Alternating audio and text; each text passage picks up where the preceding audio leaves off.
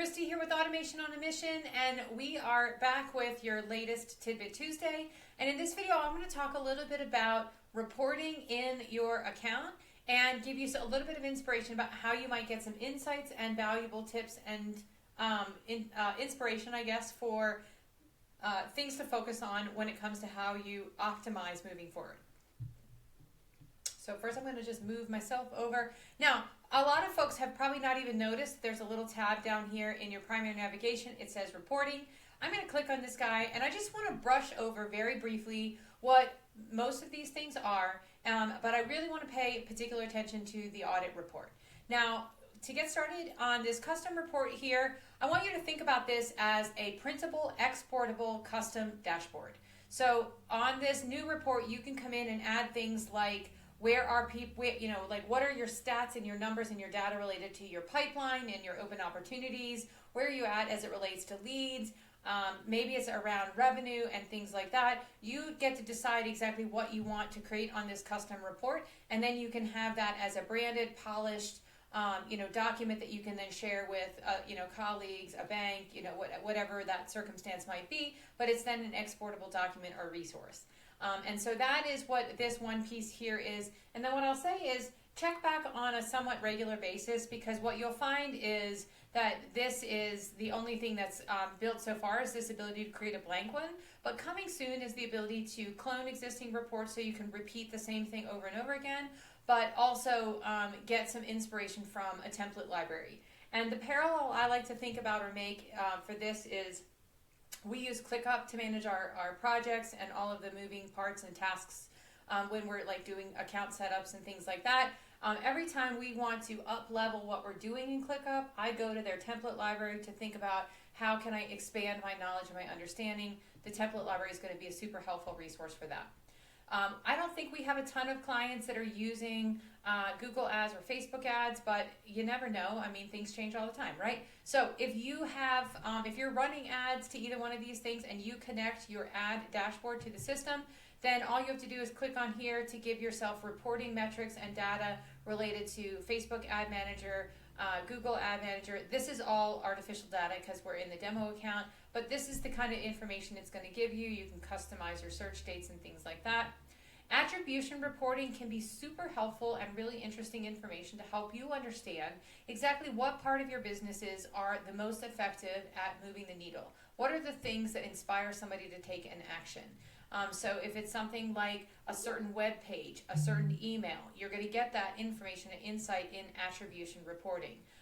When it comes to call reporting and agent reporting, this is going to be specifically related to people that are using the phone system for making sales calls, things like that.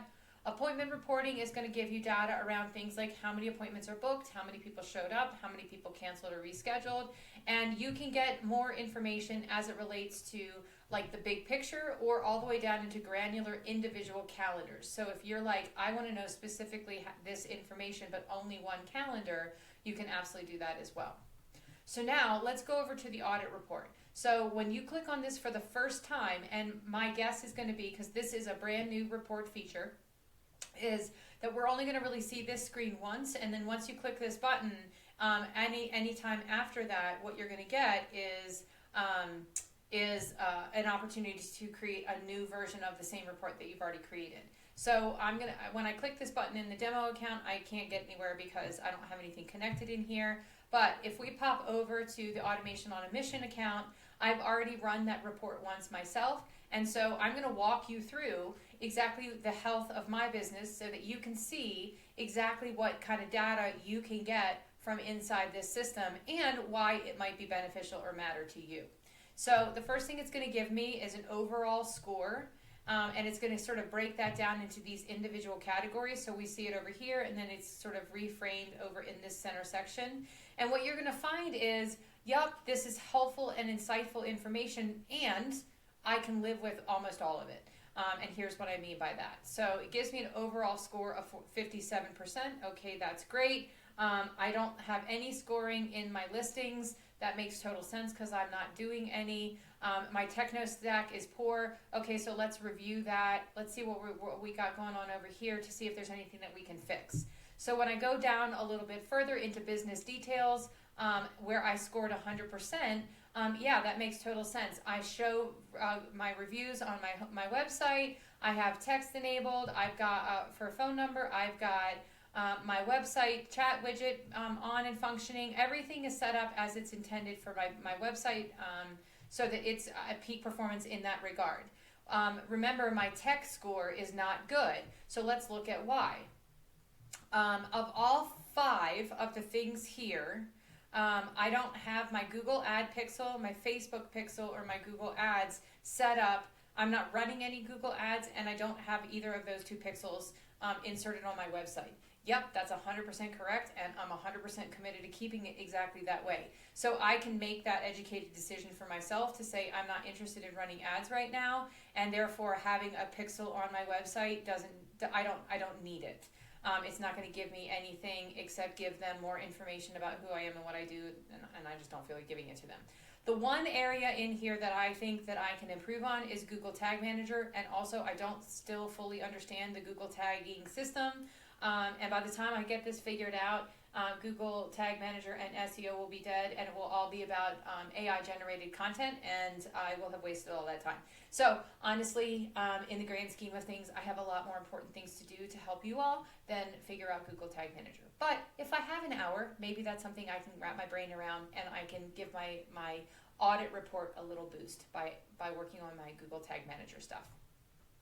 Okay, so for my Google business profile, my business address is not verified. I have had enough problems with my Google business profile getting shut down.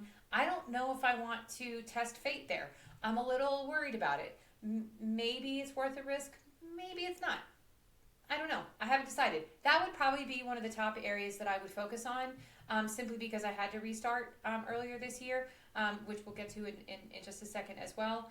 So there's that. So ouch, your online listings are inaccurate. That means potential customers would not be able to find you. I think that's because I don't have any online listings.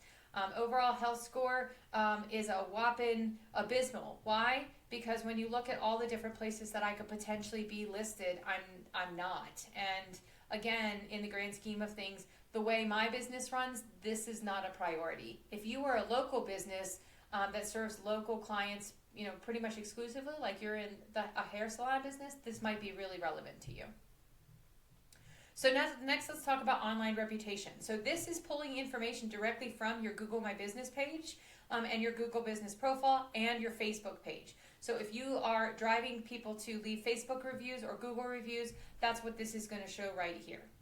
And then here's my Google Business ratings. I don't do anything with Facebook reviews because I have a ton of spammy reviews that have nothing to do with me but investing in Bitcoin. And so I don't want to drive traffic there because I think it just adds confusion, as there's no way to get those removed. But then it gives you a little example of what those reviews look like. And then we get to probably the most valuable part of this entire thing. If you want to audit the performance of your website, you can come down here and see how quickly are your pages loading on both desktop and mobile. Now, it is very common that websites will have a really good performance on desktop but struggle on mobile. And then there are some things that you can do to address those things. And you can get some of that data down here below.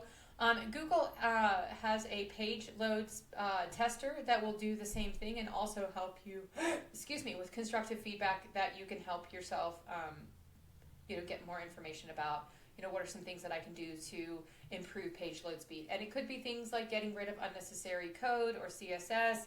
Maybe it's things like optimizing images for lazy loading. You trade one problem for another kind of thing. So, is there something I can do to fix that? Absolutely. And these are the things that I might choose to pay attention to if I want to make this a priority. So, and then the nice thing is I have this as my benchmark. This is my starting place. This is where I'm at today. And then I can choose to run this report again in a month, or I can also schedule this to go out on a monthly or quarterly basis. And then what will happen is I will start to get comparative information that I can use over time to see how am I doing in terms of making my business stronger in terms of its online appearance. All right. So as always, let us know if you have any questions. We're here to help, and I hope this is insightful and gives you some good information about where you're at in your business. Thanks so much.